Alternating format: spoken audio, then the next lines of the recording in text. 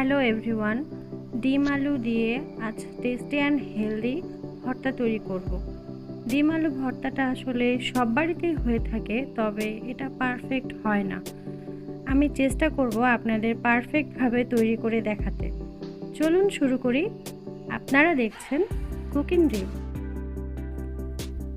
আমি 4টার মতো আলু নিয়েছি এবং সিদ্ধ করে ছিলে নিয়েছি। আপনারা চেষ্টা করবেন যে আলু সিদ্ধ করার পর পানি দিবেন না।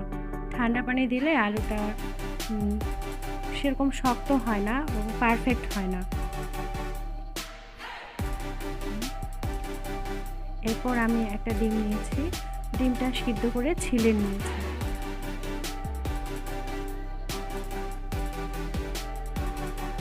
আমি এখানে 10টা রসুনের চোয়া, 1 কাপ পেঁয়াজ, ছোটা কাঁচামরিচ নিয়েছি।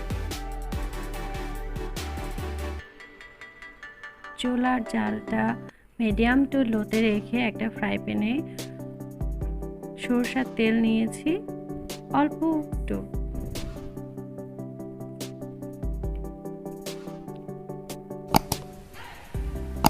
এরপর কাঁচামরিচ, রসুন দিয়ে দেব।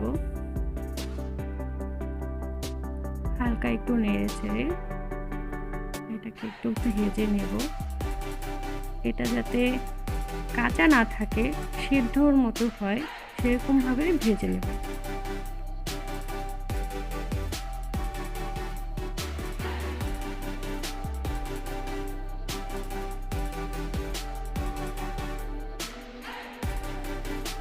আমার মরিচ আর রসুনটা ভাজা প্রায় শেষের দিকে। এখন দিয়ে দিচ্ছি 1 কাপ পেঁয়াজ।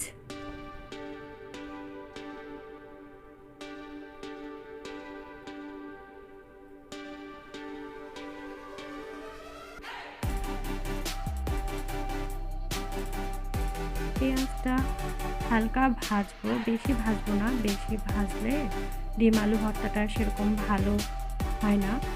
এটা সাধারণত হালকাই ভাজে, যেহেতু ডিম আলু ভর্তা বানাচ্ছি আমরা।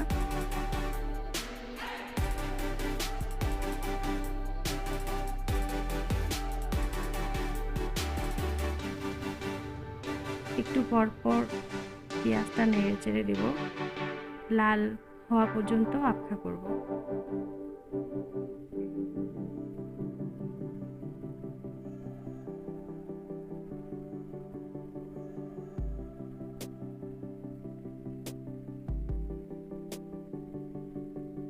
পেঁয়াজটা আমার হয়ে এসেছে প্রায়।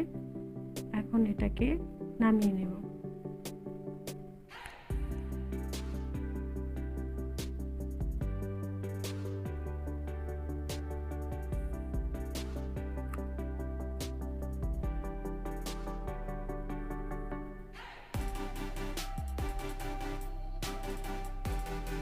আপনাদের বাসায় যদি এরকম ছোট গ্লাস থাকে তাহলে আলু ভর্তা করতে বেশি সুবিধা হবে।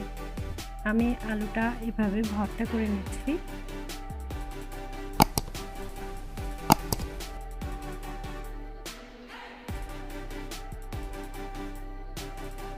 আলুটা যত ভালোভাবে পিষবেন তত আলুটার টেস্ট বাড়বে।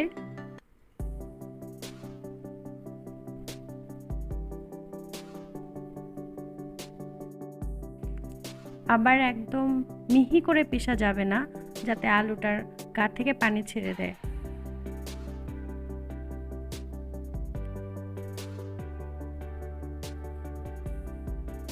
আমার আলু ভর্তাটা রেডি হয়ে গেছে। এখন আমি পেঁয়াজ আর রসুন নিয়ে নিচ্ছি স্বাদ মতো লবণ। আমি এখানে 2 চা চামচ লবণ ব্যবহার করেছি।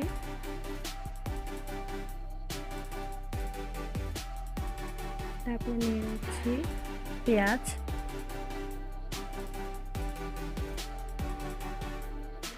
মরিচ আর রসুনকে ভালো করে হাত দিয়ে মিশিয়ে নিচ্ছি। আমার ভালোভাবে মেশানো হয়ে গেছে। আসলে ডিম আলু ভর্তাতে সাধারণত কাঁচা মরিচটাই ব্যবহার করে, আর কাঁচা মরিচ ব্যবহার করলে এর স্বাদটাই অন্যরকম হয়ে যায়। এবার আমরা সবগুলো উপকরণ একসাথে মিশিয়ে নিচ্ছি।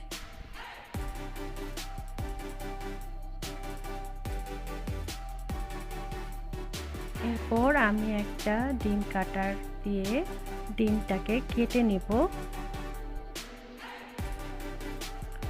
আপনারা চাইলে এটা হাত দিয়েও ভর্তা করতে পারেন অথবা যে কোনো ছুরি দিয়েও কেটে নিতে পারেন।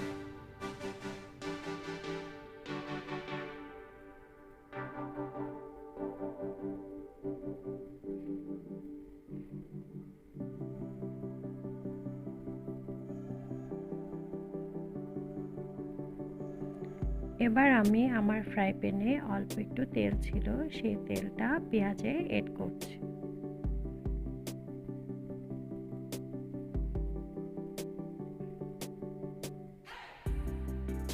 এবার আমি সবগুলো উপকরণ আলুর সাথে মিশিয়ে নিচ্ছি।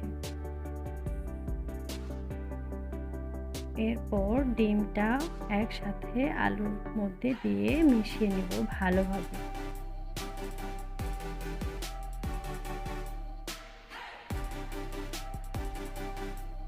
এরপর আরেকটু লবণ দিচ্ছি। আমার কাছে মনে হয়েছে একটু লবণ লাগবে, তাই লবণ দিচ্ছি।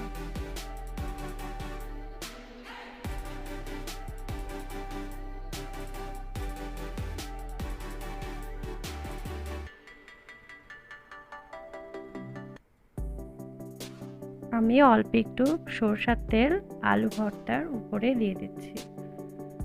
এভাবে চেপে চেপে আলুটাকে সুন্দর করে গোল করে নিচ্ছি যাতে দেখতে সুন্দর লাগে।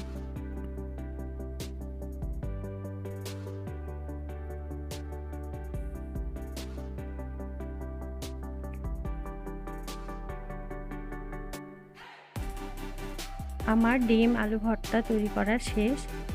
আমার ভিডিওটি ভালো লাগলে শেয়ার, কমেন্ট অ্যান্ড সাবস্ক্রাইব করতে ভুলবেন না।